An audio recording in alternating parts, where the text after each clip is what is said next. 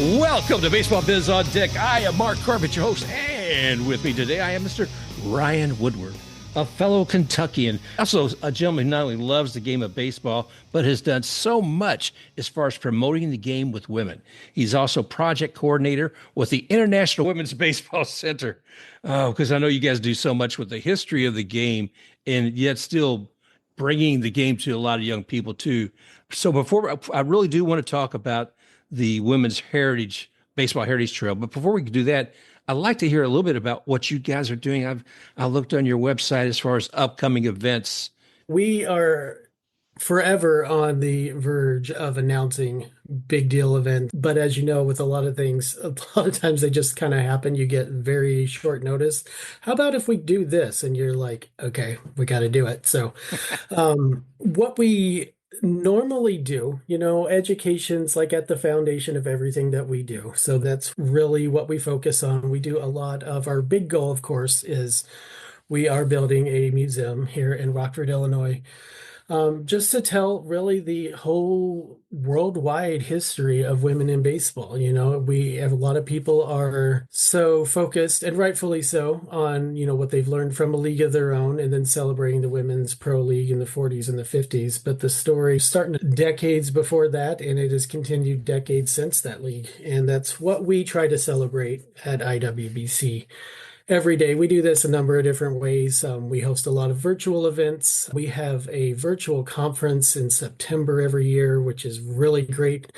It's really the only conference of its kind that's co-sponsored with SABR for women in baseball. And other than that, it's hosting events. We hosted the U.S. women's national team in August of 2023. So that's coming up on 2 years since that, which Wow. seems like it was just a couple of weeks ago, honestly. And this was right after I moved here and started this. So like that was a nice, like baptism by fire of, oh, hey, the national team's coming in like 3 weeks after you started, and we got to host this major event. It was huge, though. We had thousands of people out at Bayer Stadium where the Peaches played. The national team was on their way to Canada for the World Cup group stage that year. That was a very cool intro to what we do here for me. And then from that, it's only spurred more interest in international teams coming to Rockford. People love this stadium here, historically significant. So the more events we can create, we're going to do that. So that's kind of a long answer that probably doesn't answer it at all, but it's we do a lot of different things here, and yeah, it's never boring. I can say that. Well, it speaks to the versatility of what the International Women's Baseball Center is doing. And not only just looking at history of the game with the All-Americans, with the Rockford Peaches and the stadium, but looking to the future because of those classes and such, and the people that you're bringing in, I feel like you guys are nurturing the future in a way. No, I don't disagree with that. We hosted the Baseball for All Nationals tournament, Justine Siegel's program here in Rockford, 2017 through 2019. And that's a big deal. And every year, you're breaking records for the number of participants. It's 400 girls one year, it's 500 girls the next year. And that's no small thing to have 500 girls playing baseball, within like a 4-day period. Yeah, managing that sounds like quite the task in and of itself. It's pretty exciting. Well, I've loved to talk more about that, but the one main reason I wanted to have you here is to talk about a project you've been working with, and that is the Women's Baseball Heritage Trail. And to me, I love that because while there are books out there for all kinds to read, and you've got an initiative on that, I know as well, about women in baseball, you give us a roadmap of where we can go to see the history of the game. And I think one of the first conversations I had with you is I was working at the Tampa Baseball Museum and talking about a display we had on Shushu Worth. And then I started hearing more and more from you and what you were doing. I saw this Heritage Trail, and wow, how many entries do you have on the Heritage Trail now? I never remember for sure. We have about 460 identified spots on there, and Right. it's probably about 430 that are actually on the map. A lot of it's just verifying, and then when I have time to go in and make sure, my coordinates are right and I'm in the right place. It takes a while to get a spot on the map. Of course, I eat it up. I love it. Take as long as it take. I can stay up all night working on this at times.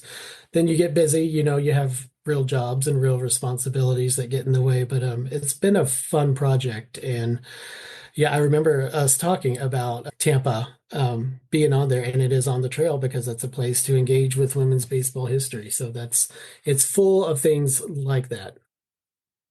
And if I'm going to find this, I know what it's on. If I go to, is it on the Women's in Baseball Week website, or does it It have its is, own? yeah. So that is a website we created for Women in Baseball Week, which is a project we started in 2017. And this is really just a week-long celebration of women in baseball, whatever that looks like to you. A lot of teams, they fundraise off of it or they get new players out of it. They've created tournaments around it, but it's a chance to bring baseball kind of off the field, actually, in a way for, where else can you find women's baseball that's not on the playing field? So there's a lot of participation with museums, libraries, archives, that sort of thing. And it's kind of just a free for all, whatever anybody wants to do with it. So we made a website for that a couple of years ago.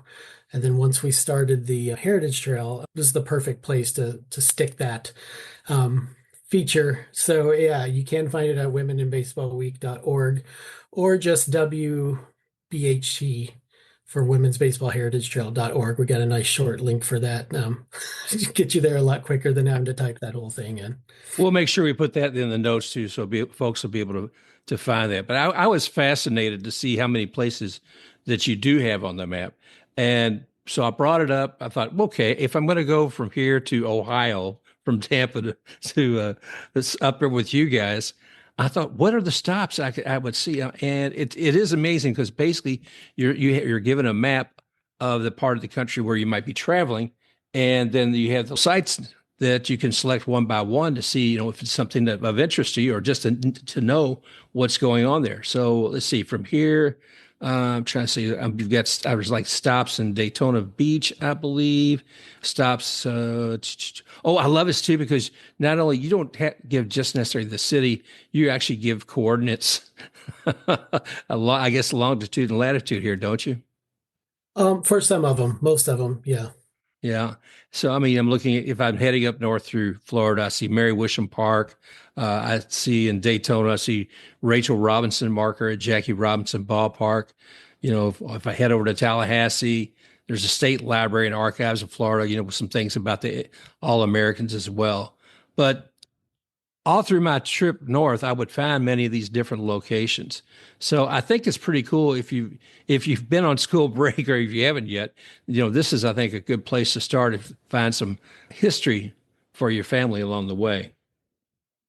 Absolutely. That's kind of where it came from, just like Women in Baseball Week. We started that when I was finishing library school, actually, at the University of Pittsburgh. And I was just looking for a project to do. And this Women in Baseball Week seemed like a very easy thing for a lot of people to participate in because it was mostly a social media, like awareness type of thing. If you play baseball, like post about it, share your story type of thing.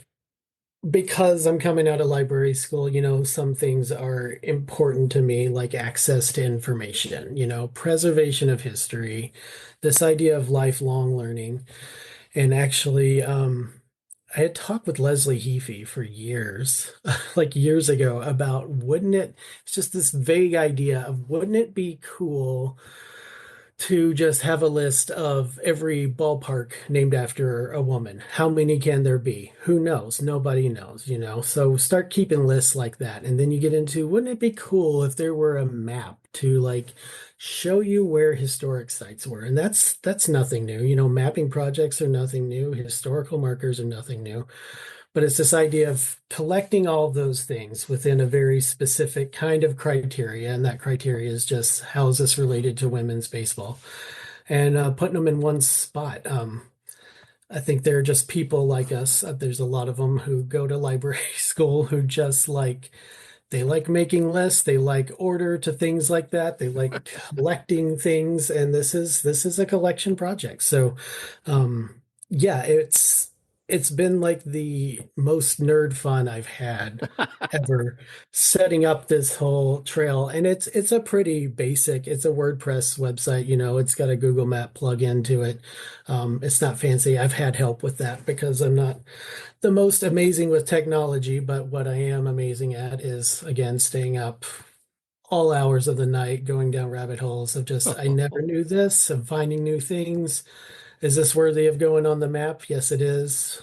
If I want to know about it, probably somebody else wants to know about it. So next thing you know, you have hundreds of spots on your map. You're interested in it. Somebody else who's interested in women in baseball, they're more likely to be interested in it too. And but let me bring that back to something personal. What was the bug that first got you interested in women's baseball? When was the first interest in that?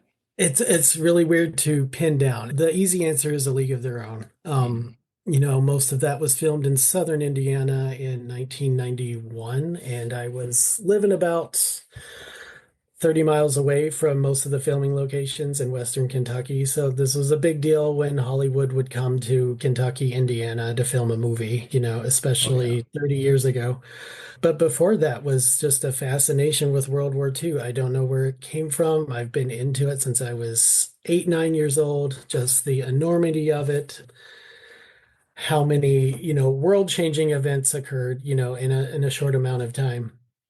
I wasn't really into sports as a kid, but I liked baseball. But you combine baseball with this incredible story coming out of World War II plus World War II, and then I was kind of hooked. And you start reading books. There weren't a lot of them at the time. A lot of those books that talk about the women's league or any women's baseball history are coming out in like 93, 94. And go to the libraries. Look at that full circle. I was just the kid at the library checking out, repeatedly the, two books that were on the subject and just reading them over and over again and just hooked and learning more about Negro League history. A lot of the things you just didn't hear about, you weren't taught about.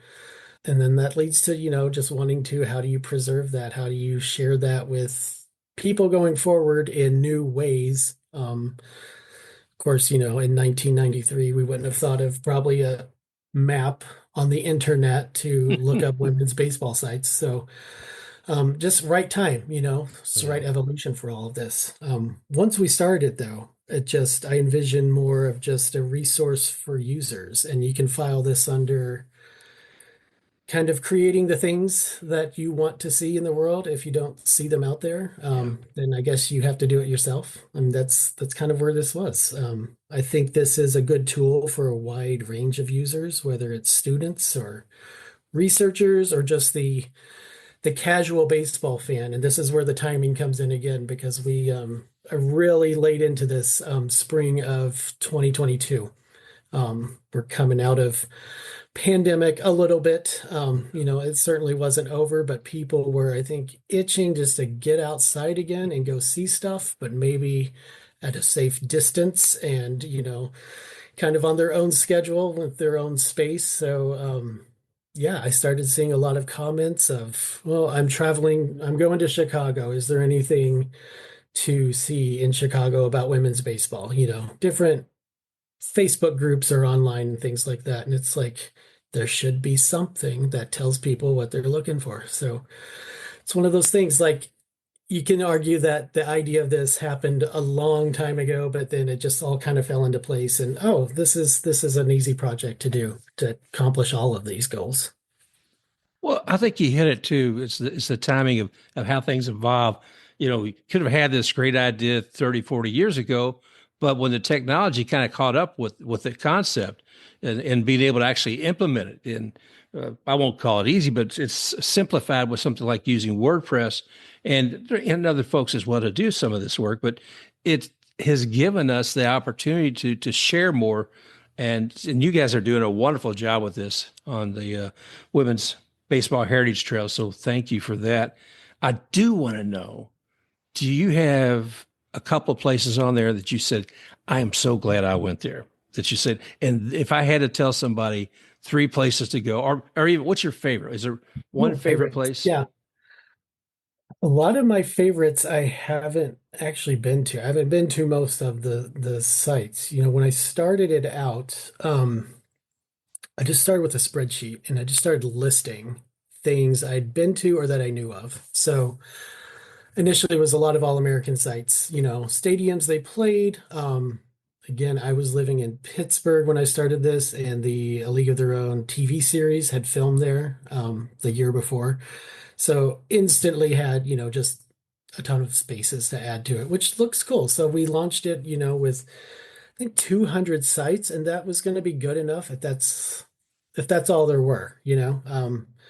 It's really uncharacteristic of me because, I like finite projects and I don't have a lot of patience for things.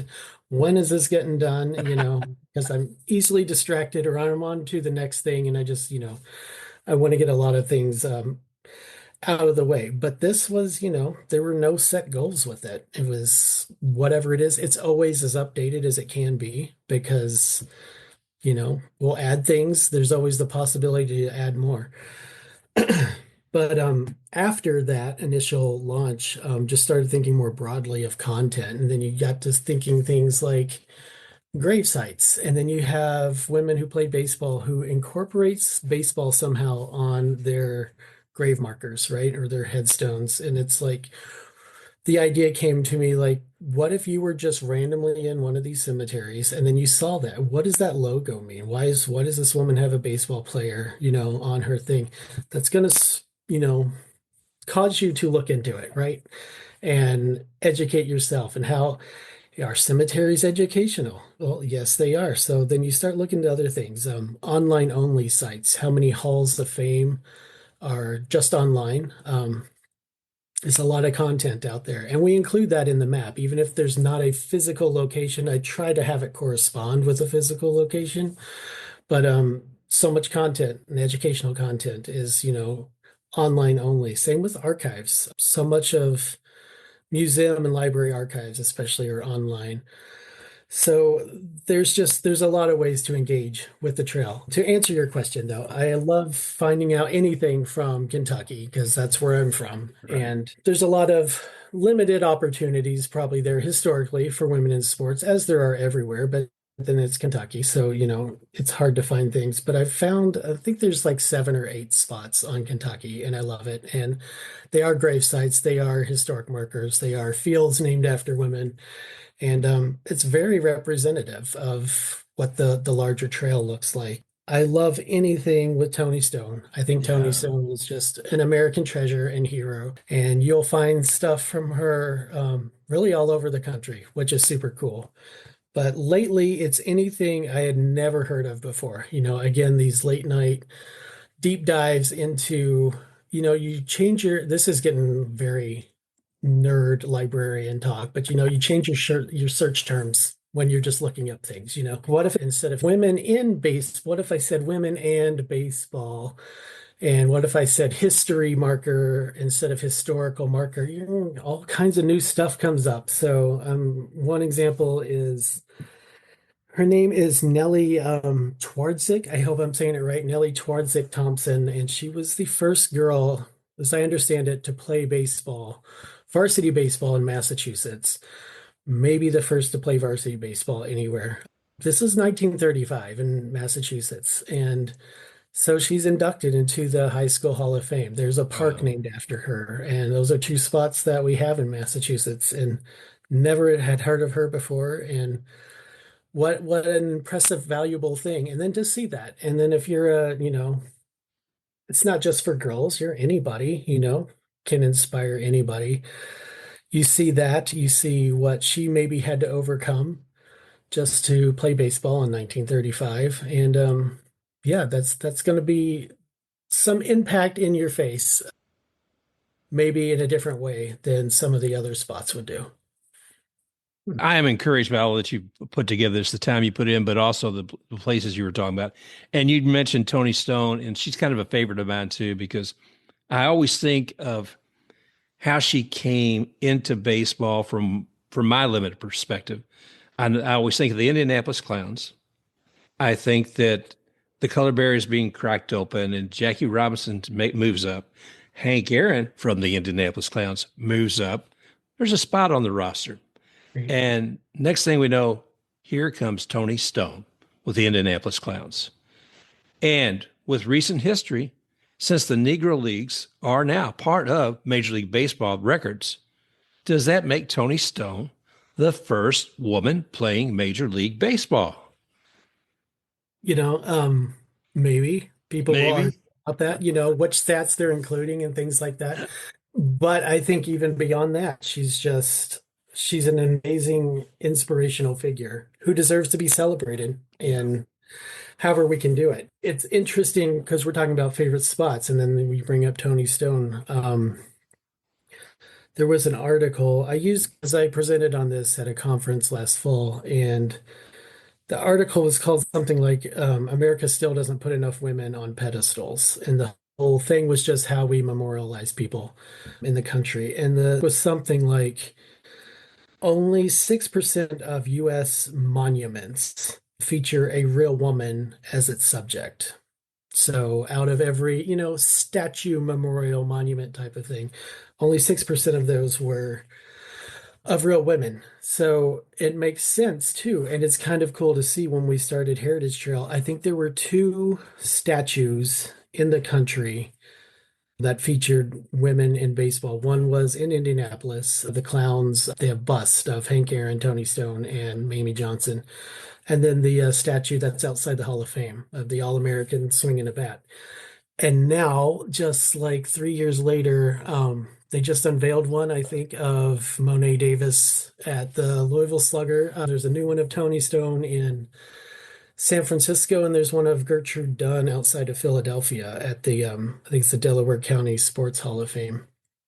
Um, so there's just like three in like the past whatever that is year, maybe Yeah. year and a half, which is pretty cool. But it's also new spots for the map, right? So this is another way. This is going to just keep growing and evolving, and I'm excited to see that. I was surprised and appreciative to see Monet Davis there at the Louisville Slugger Museum, and they had a statue for her. I thought this young lady, there's still so much more that she's going to wind up being able to do, Ryan. But lo and behold, they're honoring her, now with that. I was like, yes, the more that we can show, I think, especially a young woman and somebody who's not just historical. Thank God we got the historical, but showing somebody right now who's achieving something, I think it opens a door for a lot of minds of maybe young girls who wouldn't think otherwise about playing baseball. Right, right. It's very, see it, be it type of argument that we engage in every day. I think I met Monet Davis at my first IWBC event before I was ever involved with them. They had an event in Reading, Pennsylvania, and she was there. And this was probably the year after, Little League World Series and everything. So she's, I don't know, she was like 15 or Yeah. something, but just like class act. And I remember there were tournaments going on at this complex that we were at, and just the number of like teenage boys who were lining up to get her autograph because she's famous at that point, but it was still just a really cool thing to see. Yeah, I've heard from others too. Even a couple of years ago, they were talking about how mature she was and handling situations and such. I was glad to hear that because I always worry about some young players coming in and being stressed about it. But she seems to have a strength of character that will carry her far. So I'm glad to see that. Hey, I did want to ask you again, myself hailing from Kentucky as well. There was a while back that you actually put a woman up for the Hall of Fame in Kentucky. Am I correct? Oh, that's right. Yeah. Anna Mae Hutchison. Tell me about that. So this was fun. I think this was before we even, oh yeah, this was definitely before the idea of this trail came along. But ultimately she's going to be one of the first people I put on the thing. But I was looking for because there's ongoing efforts to get more women into the National Baseball Hall of Fame, and the criteria for that is very difficult because a lot of women don't have the playing longevity to, even be qualified as a player. There's a lot of rules for doing that. And So that just caused me to look at, well, what other halls of fame are women included in? So I started looking at Kentucky. And one, there were very few baseball players, very few women, but certainly no women baseball players. So I started looking into this and how many women played from the All-American League, for example. And there's only four from Kentucky. Wow. Originally. But by far, Anna Mae Hutchison had the longest career out of all of them. She played from 44 through 49, mostly for Racine. She did play her last season with Muskegon, but she was recruited as a catcher and it's kind of the backup catcher in her first season or two. And then with the All-American League, they transitioned from underhand pitching to overhand pitching eventually. But there were 2 years there where there was limited sidearm and full sidearm. This is 1946 and 47. And she got discovered while already in the league pitching batting practice, kind of a sidearm motion. The coach, he noticed this, league president noticed this. A lot of people started noticing this. So they started sidearm pitching. And just what's significant about her story is many people, when you're researching the league, you're reading about the league, you'll get a good, list of 10, 15 players who are just considered the best of the best, the all-stars over its 12-year history. But I'm like, there were surely other people who were doing amazing things in that league, who weren't just like the top 10 players. And for me, it made sense to include her in that category. She was an all-star those 2 years. She was pitching sidearm. She didn't adjust to pitching overhand well. She never pitched underhand. Sidearm was her thing, right? So her first year, they won the league championship. She made the all-star team. There's so many categories like innings pitched and games started or something. She was just a workhorse for 2 years. And that's something you just don't really read about unless you're focused on her and researching her specifically. So that's what I started to do. And then looked at the criteria for the Kentucky Sports Hall of Fame, and I'm like, she meets it. She's from Kentucky. She played her professional career obviously elsewhere, but she excelled in her sport. She won league championships. She broke all kinds of records. And so I submitted it, and this was a process because the Hall of Fame was under, the purview of different organizations. At the time I was doing this, so it was like 3 years before I finally got her into the Hall of Fame. But she was the class of 2020, which I think they inducted in 2021, all middle of pandemic. And Cat Williams, our CEO, happened to be in Louisville, so that's again where she's from, and she was able to go to the induction ceremony and represent IWBC. But how cool was that? And then that in turn becomes a spot on the trail, and it becomes something for us to show off, to share with other people.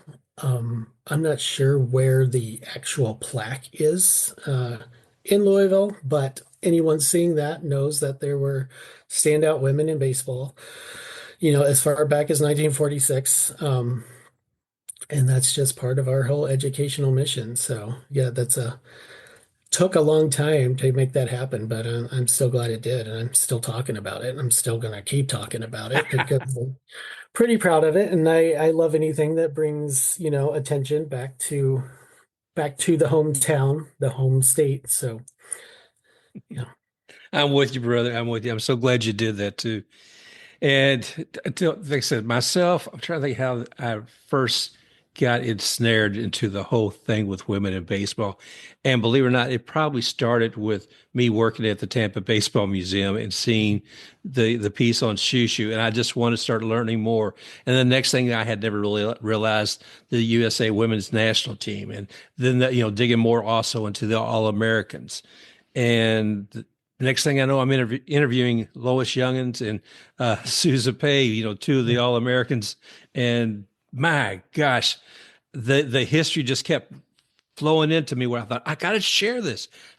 This is fantastic stuff. And these are women still trying to make sure that the opportunities for young girls and women today to play the game. And there's just so much of it there. But it's been a real pleasure to meet some of them. I know you've met many of them as well in your role. Do you have an instance of a story you'd like to share about any of them?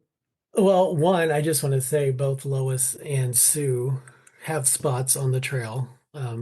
Pretty sure Sue's in a Hall of Fame in Massachusetts, and I know Lois has at least a field named after her in Oregon. So it's another thing. If you come across either of these things, that's how you're learning about them. And then if you are looking to seek it out, well, here's a tool to help you do it. Um, Really, I don't have specific instances, memories. I was really close with Shirley Berkovich, who played in the league from 49 to 51, and she passed away in the spring of 22.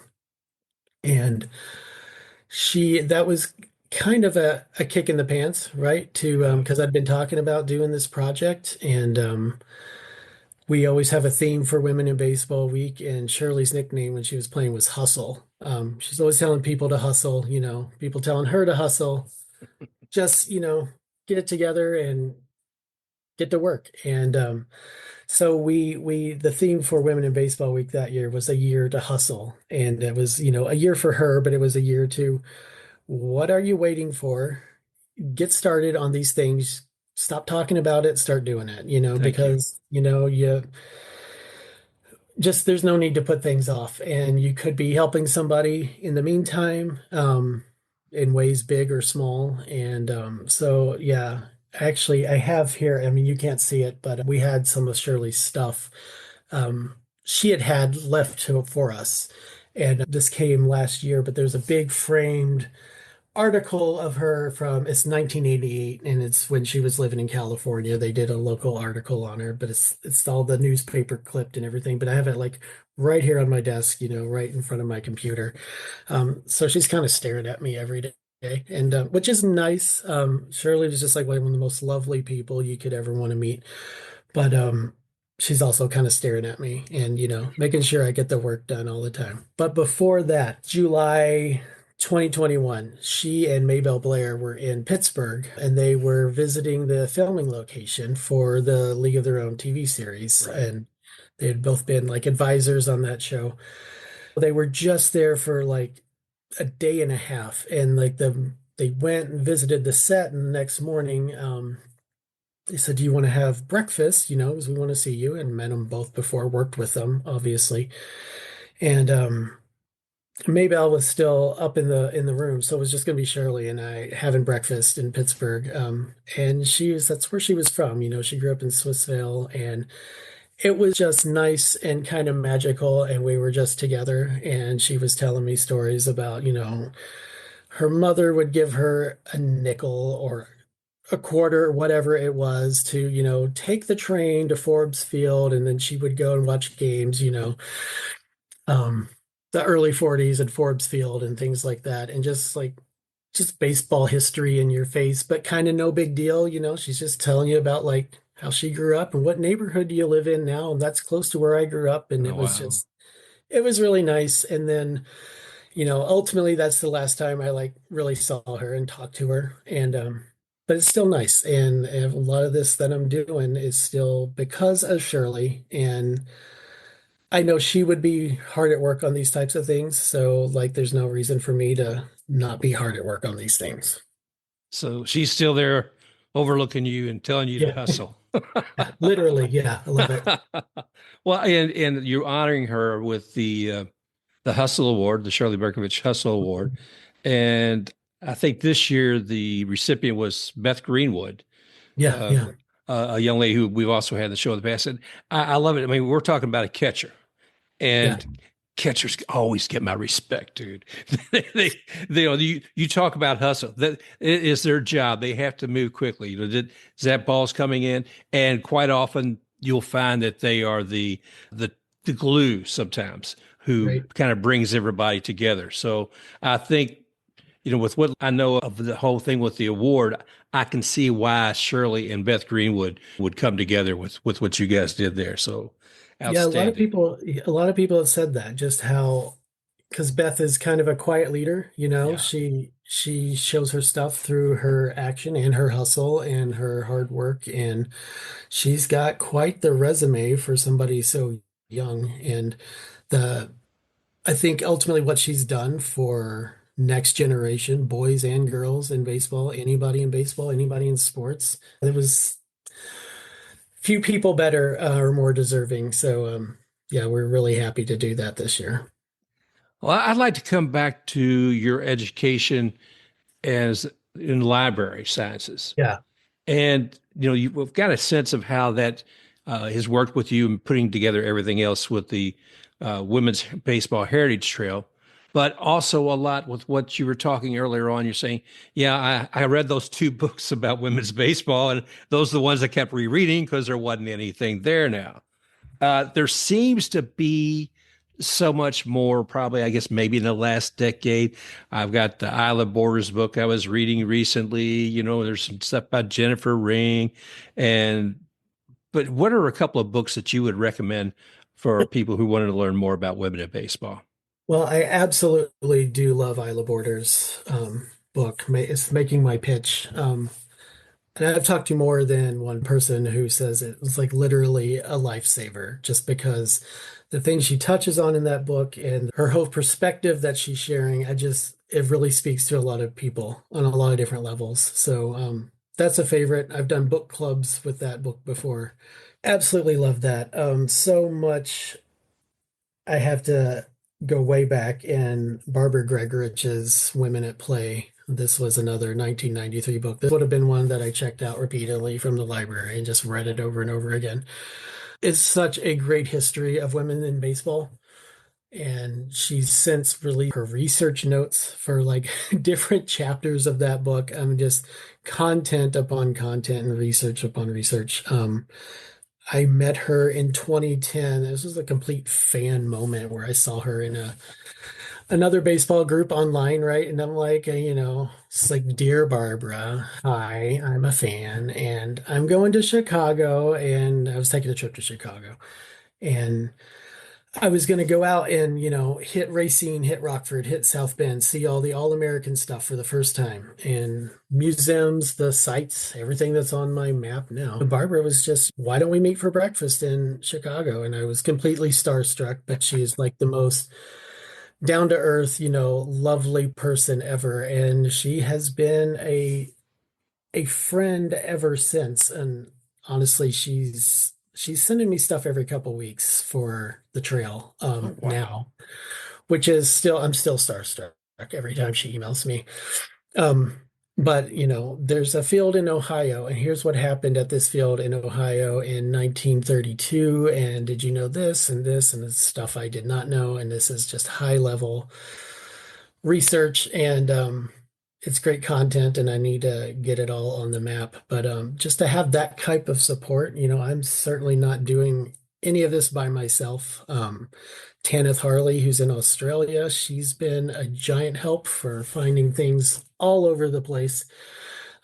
Just yeah, a lot of people have helped me with the trail. So, but books, this is evolving too. I'm really into, and I'm surprised. I have read three graphic novels about girls in baseball in the past couple of months, and those were things I was never really into until library school. I joined some book clubs, and then I read a couple of graphic novels, and I was just into this. And then you get into the educational benefits of it, and it's a way to get information to people who just maybe learn differently, or can appreciate the visuals. I'm certainly one of those people, and I just love seeing that there's more and more of that. So I just finished one. I'm starting another.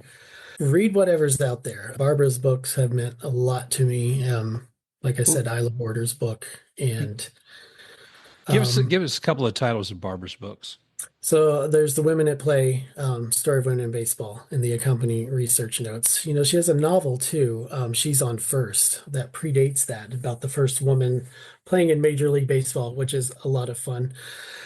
I read Martha Ackman's book on Tony Stone, Curveball, Hmm. um, which is just a real eye opener. This talks a lot about her life and her journey from West Virginia to Minnesota to San Francisco, and then she's playing ball in San Francisco, and then she's, playing ball in Louisiana and then Indianapolis. And there's so much content there with what Jim Crow South was Oh yeah. and the things that these teams endured. And it's heartbreaking to read, but it's super important. And it's one of those rare books. It's as upsetting as it is, inspiring and interesting just to know that what people were dealing with and faced with and still living their dream, as it was playing baseball in the South and touring. It's pretty incredible. I do love that. I'm very much looking forward to right here in Rockford on Friday night. Cat Williams' new book, which is a bio of Maybelle Blair, is officially launching here in Rockford through a Rockford Public Library event.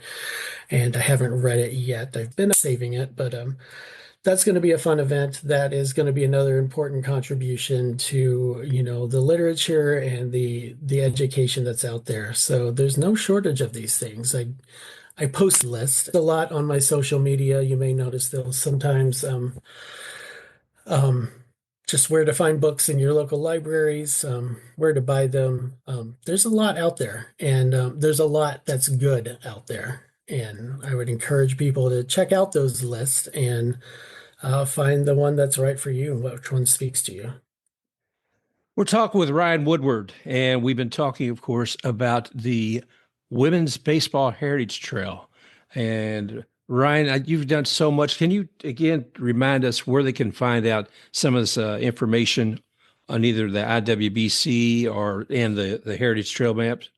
Absolutely. Anything IWBC related, and there's links to Heritage Trail on there. IWBC.org, so International Women's Baseball Center. There's a lot on there. For IWBC projects, links to some of our finding aids, what's in our archive, upcoming events, how to become a member. It's a great way to support the work that we're doing there. Women in Baseball Week is sort of my own project. It's an IWBC project too. You find out it's all the same people involved eventually. A lot of our work with SABR and our conferences, you see the same faces over and over again. But yeah, the Heritage Trail lives on the Women in Baseball website. So WBHT for Women's Baseball Heritage Trail, WBHT.org will get you there to the map. Still needs work. There's a lot of room for improvement. I want a nicer search feature. So if you're looking for something particular, that would be helpful. It's Right. great for browsing, though. It's great if you know for sure you're headed to Chattanooga, Tennessee, or you're headed to Akron, Ohio. You can zoom right in on these places and see what's available. Wow. Well, Ryan, I can't thank you enough, brother, for visiting us here today on Baseball Biz on Deck and sharing the stories about the trail and everything, looking at the historical and some of the people you've met, the books we can read to Right. further our own knowledge and love of the game. So, thank you, buddy. Any other thoughts that you want to make sure we share? No, just that this is always a work in progress. The map, Women in Baseball Week, is similarly a work in progress. So don't hesitate to reach out. There's ways to contact us on the website if you know of a spot that you think should be included. If you have questions about where to find something, that's what it's there for. So don't think this isn't a project that doesn't involve everyone's participation because it does. That's the only way it grows and has grown. And it's really cool those few times where someone's reached out and, oh, I was passing through and I used this and I found this and it was the coolest thing to see. Or can you help me find a filming location for this? And here's what I know. It's really great. So I love that. The Malloy Conference for Sabre. Malloy Conference is going to be in Louisville this August. I've not been back to Louisville in some time. I'm thinking about doing that, and I will definitely have to hit the Slugger Museum and see the Monet Davis statue. So I think everyone should make plans to check that out.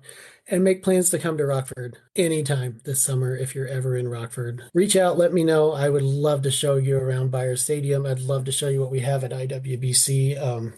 There's references to Peaches, but a lot more here in Rockford than I think people realize. Fantastic. Well, Ryan, again, I can't thank you enough for joining us here today on Baseball Biz on Deck. It's been a real pleasure and an education. So I'm going to be looking over that map again with each trip I've got upcoming and see what I can broaden my own knowledge as well. So thanks again. I appreciate it, Ryan. Thank you, and thank you for all that you do. Just a reminder, you can find Ryan Woodward's Women's Baseball Heritage Trail at WBHT.org. That's WBHT.org, where you may locate hundreds of historical markers, museums, archives, and ballparks on women's baseball. You can also find Mark at baseballbizondeck.bskawhi.social. The Baseball Biz on Deck podcast is live on iHeart, Apple, Spotify, Amazon Music, and at www.baseballbizondeck.com. Special thanks to XTakeRUX for the music. Rockin' forward.